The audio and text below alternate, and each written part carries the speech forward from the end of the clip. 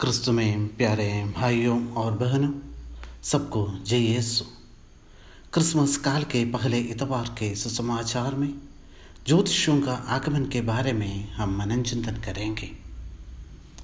उन्होंने जिस तारे को उदित होते देखा था वह उनके आगे आगे चलता रहा और जहाँ बालक था उस जगह के ऊपर पहुँचने पर ठहर गया। वे तारा देखकर बहुत आनंदित हुए। इस्हाक नबी के ग्रंथ में हम पढ़ते हैं, अंधकार में भटकने वाले लोगों ने एक महती ज्योति देखी है। अंधकारमय प्रदेश में रहने वालों पर ज्योति का उदय हुआ है। ज्योतिषियों ने उदित ज्योति को या तारा को देखकर यरूशलेम की ओर आया, मसीह का दर्शन पाने, जो राजाओं का राजा है, जो प्रभुओं का प्रभु है। पूर्व से आने वाला ज्योतिषियों जो गैर यहूदी है वे आ रहे हैं यहूदियों का राजा का दर्शन पाने के लिए, क्योंकि वे जानते थे कि यही इस दुनिया का रक्षक है, मुक्तिदाता है। घर में प्रवेश कर उन्होंने बालक को उसकी माता मरियम के साथ देखा और उसे साष्टांग प्रणाम किया। फिर अपना अपना संदूक खोलकर उन्होंने उसे सोना, लोबान और गंधरस की भेंट चढ़ाई। सोना राजाओं का चिन्ह है और राजाओं को भेंट चढ़ाने के लिए सबसे उत्तम चीज। मसीह को राजाओं का राजा मानकर वे चढ़ाते हैं सोना। लोबान पुरोहितों को भेंट चढ़ाने के लिए उत्तम चीज है, क्योंकि पुरोहित लोगों के लिए ईश्वर की ओर का मार्ग खोल देते हैं।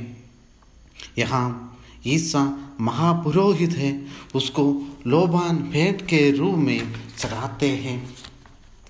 गंधरस उनके लिए है जो मरने वाले हैं। स्वयं को बलि वस्तु बनाने वाले ईसा के लिए वे गंधरस का भेंट चढ़ाते हैं।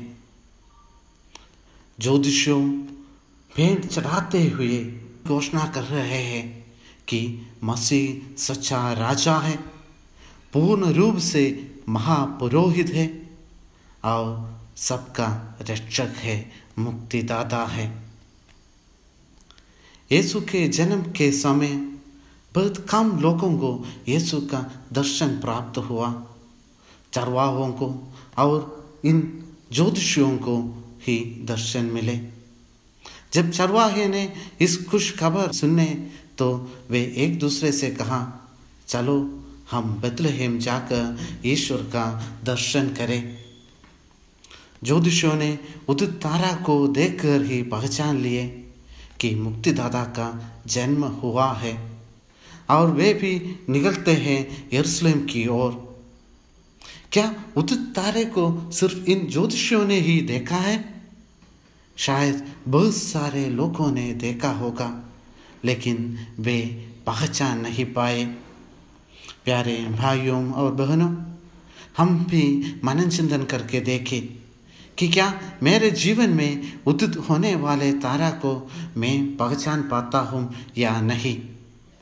ज्योतिषियों के जीवन से हमें यह भी देखने को मिलता है कि वे अकेले अकेले नहीं, बल्कि वे एक दूसरे का साथ देख होकर, एक दूसरे का आसरा बनकर, एक दूसरे का सहारा बनकर ईश्वर दर्शन के लिए आते हैं। वान हेनरी के एक शॉर्ट स्टोरी है, the story of the other wise man. एक 14 ज्योतिषी की कहानी है, अर्थबान नाम के एक ज्योतिषी की। वो भी बालक यीशु का दर्शन पाने के लिए निकले थे, लेकिन वह बाकी ज्योतिषियों के साथ नहीं हो पाए और उनको बालक यीशु का दर्शन हो नहीं पाए। प्यारे भाइयों बहनों, हम सब ईश्वर दर्शन पाना चाहते हैं और उसके लिए बहुत सारा पिलग्रिम सेंटर पे जाते हैं। प्रभु हमसे कहते हैं एक दूसरे का सहारा बनने के लिए, उनको आसरा देकर उन सबको ईश्वर का मार्ग दिखाना यह हम सबों का जिम्मेदारी है। संत योहन के समाचार में हम पढ़ते हैं, वह जीवन मनुष्यों की ज्योति था। वह ज्योति अंधकार में चमकती रहती है, अंधकार ने उसे नहीं बुझाया। प्रभु और कहते हैं, तुम संसार की ज्योति हो। प्यारे भाइयों और बहनों, हमारा मकसद भी यही होना है कि हम संसार की ज्योति बनकर सब लोगों को सच्चे ज्योति की ओर आने का मार्ग दिखा सकें। हम बालक यीशु से यही प्रार्थना करें कि उनके जन्म का तारा हमारे दिलों में हमेशा उदित रहे और उस तारे की ज्योति में चलकर ईश्वर दर्शन पा सके।